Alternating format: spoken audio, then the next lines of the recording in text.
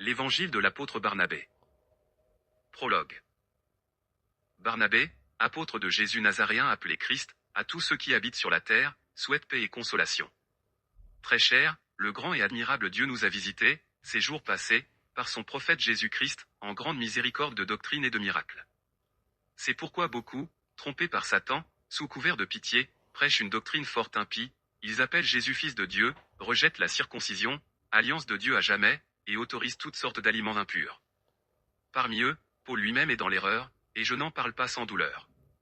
En conséquence, je vous écris cette vérité que j'ai vue et entendue en fréquentant Jésus, afin que vous soyez sauvés, que vous ne soyez pas trompés par Satan et que vous ne périssiez pas dans le jugement de Dieu.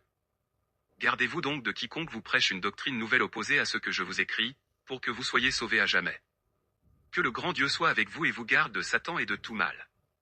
Amen. Chapitre 1. Ces années passées, une vierge appelée Marie, de la race de David, de la tribu de Juda, reçut la visite de l'ange Gabriel envoyé par Dieu. Cette vierge vivait en toute sainteté, sans aucun scandale, sans reproche, dans la prière et les jeûnes. Un jour qu'elle était seule, l'ange Gabriel entra dans sa chambre et la salua en ces termes.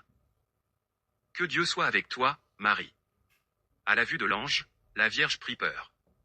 Celui-ci la réconforta en disant, ne crains pas, Marie, car tu es agréable à Dieu. Il t'a choisi pour être la mère d'un prophète qu'il enverra au peuple d'Israël pour qu'il marche dans sa loi d'un cœur sincère. La Vierge répondit, comment mettrai-je au monde des enfants puisque je ne connais pas d'homme? L'ange reprit, Marie, Dieu qui a fait l'homme sans homme est capable d'engendrer en toi l'homme sans homme car pour lui rien n'est impossible. Marie répondit, je sais que Dieu est tout-puissant, aussi que sa volonté soit faite. L'ange reprit, maintenant, en toi a été conçu le prophète, tu l'appelleras Jésus. Tu le préserveras du vin, de la boisson fermentée et de tout aliment impur, car l'enfant est de Dieu. Marie s'inclina humblement et dit, voici la servante de Dieu. Qu'il advienne selon ta parole. L'ange s'en alla et la Vierge glorifia Dieu en disant, ô mon âme, reconnais la grandeur de Dieu. Et toi mon esprit, exulte en Dieu mon Sauveur qui a si bien regardé l'humilité de sa servante, que je serais appelée bienheureuse par toutes les nations. En effet, il m'a fait grande celui qui est puissant. Que son sein non soit béni, car sa miséricorde s'étend à travers toutes les générations qui le craignent. Il a rendu puissante sa main. Il a dispersé la superbe dans ses desseins. Il a déposé les puissants de leur trône. Il a exalté les humbles.